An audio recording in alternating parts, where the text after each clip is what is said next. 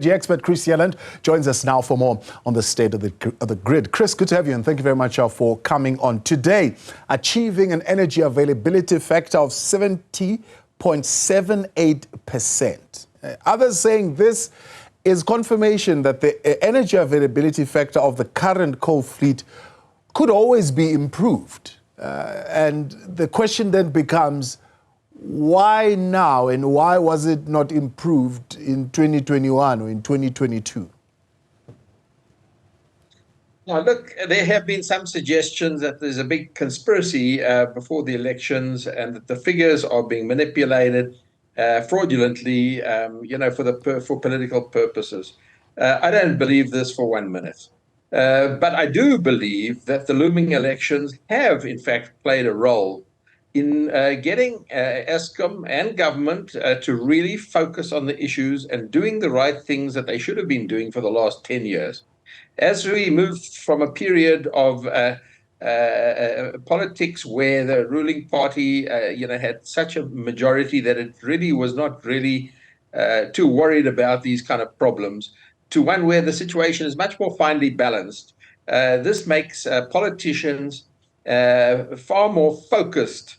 And this adds accountability, which is really democracy at work. So whilst I don't think there is a conspiracy, I do think Eskom and government have been doing now, for a change, the right thing, and it's bearing fruit.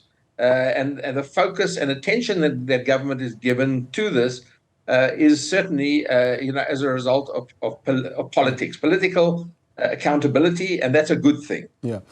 Mteto Nyati says you're being unkind to the professionals at Eskom, especially that board. You say they're playing politics when they're actually applying their skills and what they were hired for. It's a board that came in October 2022. That plan was there somewhat, but it only became fully implemented in March 2023. And they are saying it's because they were able to go to Treasury and actually get money to fund the extensive maintenance that Eskom has seen, at least led by Mr. Khumalo since March 2023. Yeah, look, I'm not underplaying Eskom's efforts at all. What I'm saying is that the problems that we've had with load shedding have been with us for a decade and more. And I think it's correct to say that about a year ago, when the president announced his emergency plan, this was government starting to take the matter seriously.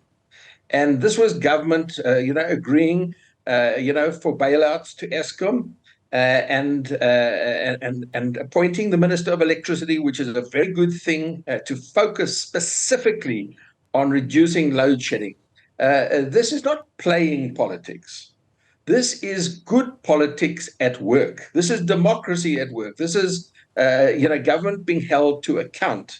And I'd like to congratulate Eskom, on its work. I'd like to congratulate the Minister of Electricity on the efforts that he's putting in. And I'd like to congratulate the President on taking this matter seriously a year ago and appointing, NECOM, the National Energy Crisis Committee, the Minister of Electricity, and all the hard work that's gone into this.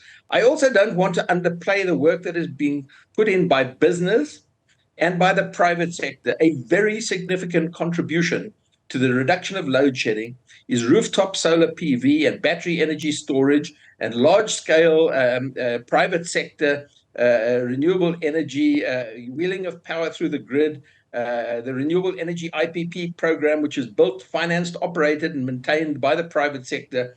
This is all things working together, a concerted effort, which is what it should be. This is not just Eskom, it's not just the private sector, it's not just government. It's the whole lot working together as one. Yeah. Let's talk about this thing of diesel back and forth. I mean, Eskom says to us that the open cycle gas turbines are being dispatched strategically, mornings and evenings when they are required. And if we are to look at the load factor, it has decreased significantly, the OCGT load factor, from 19% to 6.8%. What does that number tell us?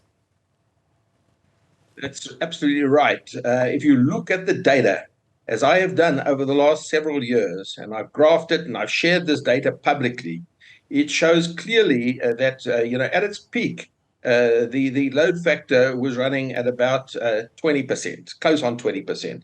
What this means is that the open cycle gas turbines were being used hard at great expense in order to limit load shedding as much as possible. And over the last, let's just say the first 3 months of this year, Eskom was using its open cycle gas turbines harder even than last year, for the same period last year. But in April, there was a marked decrease in the load factor, or the way that they were being pushed, a significant decrease. And in May, from the 1st of May this year, this dropped back to what it should always have been, around about 6%. That's where it should be. It should have always been like that, and it's back to where it should be. And congratulations to Eskom for doing that. So the fact that people are saying we are artificially keeping the lights on, you're saying it's not borne by those facts. Exactly. The facts of the matter show that there has been an improvement in the energy availability factor, that there has been a reduction in diesel consumption, and we can experience that there has been a reduction in load shedding. And really, it's not possible that this data can be manipulated in a way that all of these three factors come together. The fact that we don't have load shedding, the fact that the energy availability factor is higher, the fact that the diesel usage is lower, all indicates an improvement. And so we need to put aside these conspiracy theories by people who know very little about electricity and rather look to the data and proper analysis of the data. So part of what the chairperson is saying is that what they managed to do, because of the ability to have the right kind of funds to do the maintenance that they need to do, was to be able to rope in the OEMs, original equipment manufacturers, so that when they fix these machines, they're actually fixed properly and they don't tend to break over and over again. Hence, we are seeing the unplanned capacity loss factor quite improving at a standard of, 14,000 megawatts is what they would expect probably in winter, but we are now sitting at way under 10 even. Exactly. That is the kind of data that indicates the improvement. And I just want to say, look, I don't want to rain on Eskom's parade. Eskom has done great work. But I do think that it is blowing its own trumpet and not giving sufficient credit to the contribution that is being made by the original equipment manufacturers in the private sector, by the rooftop solar PV and battery energy storage and the renewable energy IPP program, which is making also a significant contribution. One really needs to give credit to all the role players and not just claim all the credit to increased benefits from increased maintenance. Of course, the work that Eskom is doing is helping and is part of the solution. But one mustn't underplay or forget to give credit to the other parties that are making a significant contribution to the fact that we don't have load shedding today. Yeah. The statement says they've got sufficient generation capacity, which I'm sure yourself being an expert, you know that it's vastly different from connecting new generating capacity. How are we progressing as far as connecting new generating capacity is concerned? Well, in terms of the public procurement process, that is the risk mitigation IPP procurement program and the renewable energy IPP program, progress has been remarkably slow for a number of reasons. On the other hand, the contribution by the private sector, both residential, commercial, industrial, mining, and agricultural, has been truly remarkable in a short space of time. These are projects, certainly in the residential, commercial, and agricultural sector, that can be brought to the grid in 6 months, which is very different to these public procurement processes, which are typically brought to the grid within 3 to 4 years, if you look at the whole process from the beginning of procurement to commissioning.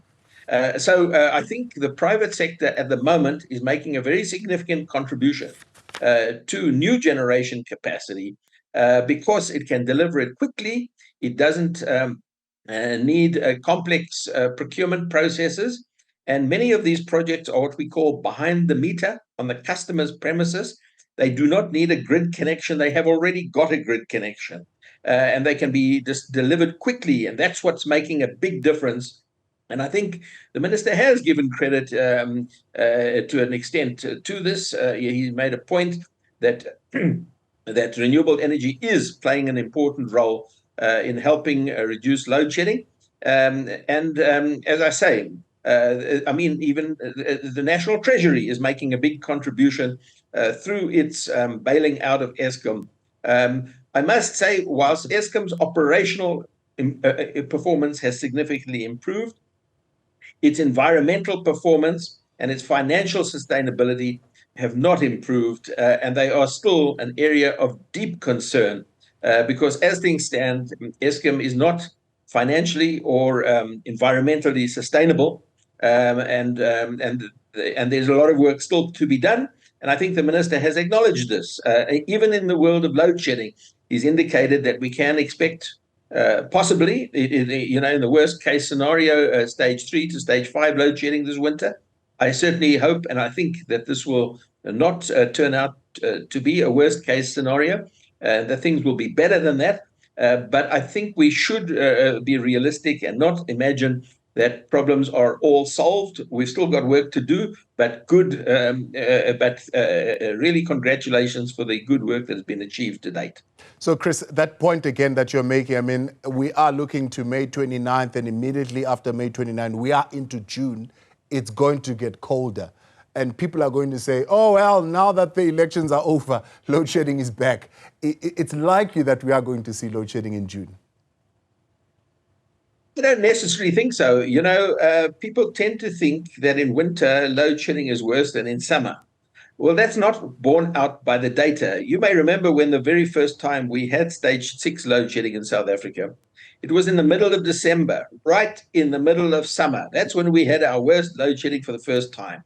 So one has to realize that, yes, demand for electricity is higher in winter, but the supply of electricity is also higher in winter, and this tends to cancel it out.